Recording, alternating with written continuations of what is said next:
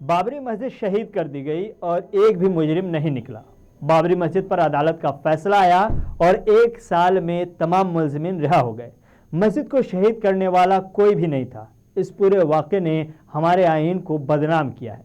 ये बयान कांग्रेस रहनुमा पी चिदम्बरम ने दिया है। दरअसल सलमान खुर्शीद ने अयोध्या पर एक किताब लिखी है और किताब के इजरा के बाद से हंगामा जारी है। यूपी असेंबली इंतखाब से पहले जिस हिंदू, मुस्लिम और मस्जिद मंदिर का मुद्दा यूपी को चाहिए था वो मिल गया है और अब फिर से मंदिर, मस्जिद और हिंदू मुस्लिम के नाम पर हंगामा शुरू हो चुका है। रिपोर्ट देखिए।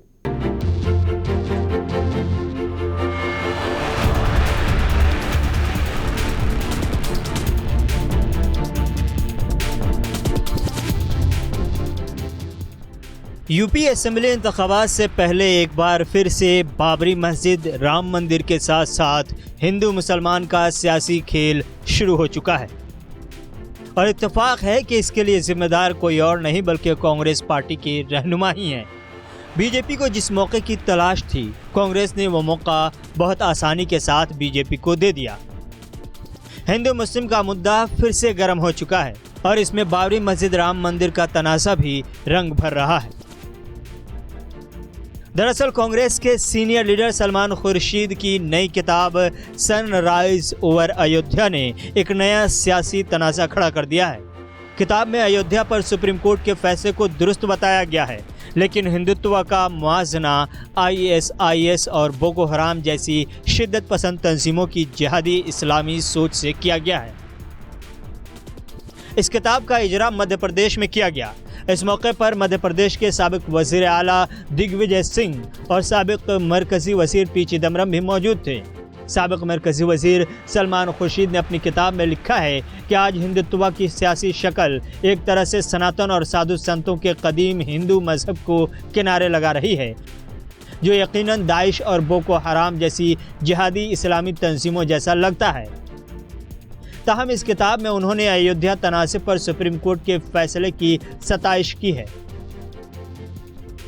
वहीं दूसरी जानिब कांग्रेस के लीडर पी चिदम्बरम ने कहा कि 6 दिसंबर 1992 को जो कुछ भी हुआ वो बहुत गलत था।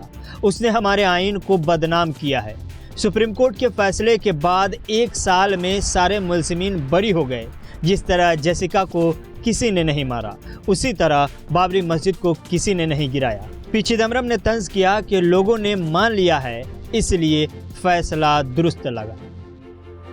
Book is about what happened in Ayodhya, what happened to the Babri Masjid.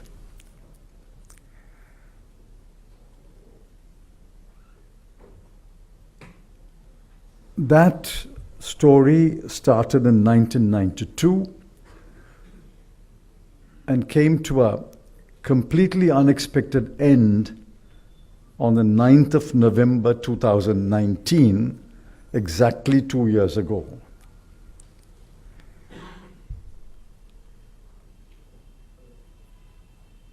The jurisprudential basis of that judgment is extremely narrow. It's a very thin ledge. But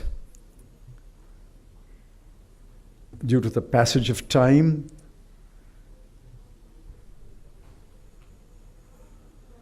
what the author points out is both sides have accepted it. Because both sides have accepted it, it has become a right judgment, not the other way around. It's not a right judgment which both sides have accepted. Because both sides have accepted it, it has become a right judgment. That conclusion will forever haunt us, that in this country of Gandhi and Nehru and Sardar Patel and Abul Kalam Azad, 75 years after independence, we are not ashamed to say that nobody demolished the Babri Masjid. ये सच है कि बाबरी मस्जिद शहीद की गई और उसको भी सच माना जाए कि बाबरी मस्जिद को शहीद करने वाला कोई भी नहीं था, क्योंकि अगर कोई शहीद करने वाला होता तो हिंदुस्तान की अदलिया इसके अहल है कि उसको सज़ा देती। लेकिन हैरानी वाली बात तो ये है कि मस्जिद शहीद हुई और शहीद करने वाला कोई नहीं निकला। ये शायद दुनिया का पहला ऐसा मामला होगा जहां वाकया अंजाम पाया हो और वाकये को अंजाम देने वाला कोई नहीं हो। खैर, बात सिर्फ इतनी सी है कि सलमान खुर्शीद ने अयोध्या पर किताब लिखी है। किताब में अदालत के फैसले को दुरुस्त करार दिया है, लेकिन साथ ही साथ उन्होंने अपनी किताब में हिंदुत्व को दाइश और बोको हराम जैसी दहशतगर्द तंजीमों से जोड़ दिया है। सलमान खुर्शीद की इसी तहरीर का शायद बीजेपी को बेसब्री से इंतज़ार रहा हो। जैसे ही किताब मंसरेआम पर आई और भनक लग गई कि हिंदुत्व पर सलमान खुर्शीद ने कुछ लिखा है, फिर बीजेपी खुशी खुशी कैमरे के सामने आई और अपने सियासी तरकश से तीर निकालते हुए यूपी के सियासी समत में निशाना भरते हुए कांग्रेस को खूब खड़ी खड़ी सुना दी। हिंदू धर्म के जो अनुयायी हैं, हिंदुत्व है, इसकी तुलना जो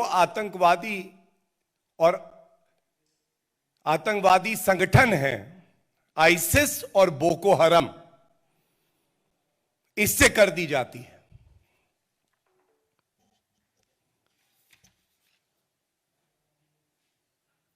भारत में रहकर भारत के नागरिकों द्वारा इतना सम्मान मिलने के बाद कांग्रेस पार्टी ऐसा क्यों कर रही है?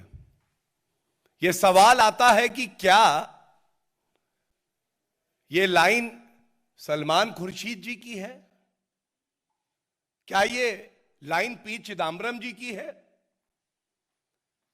क्या ये लाइन शशि थरूर जी की है? क्या ये लाइन और विचार मणिशंकर अय्यर के ही केवल हैं? ऐसा नहीं है। ये आज कांग्रेस पार्टी की विचारधारा है और ये बिल्कुल स्पष्ट कर देता है कि देश के जो बहुसंख्यक हैं, जिनका बहुत बड़ा योगदान, बलिदान इस देश को अखंड रखने में, मजबूत रखने में रहा है, उनकी भावनाओं को कुचल डालो, उनको बार बार चोट दो।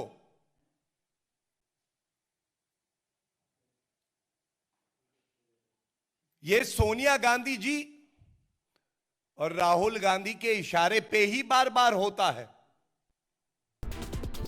अब आगाज सियासी हुआ है तो अंजाम भी सियासी होगा।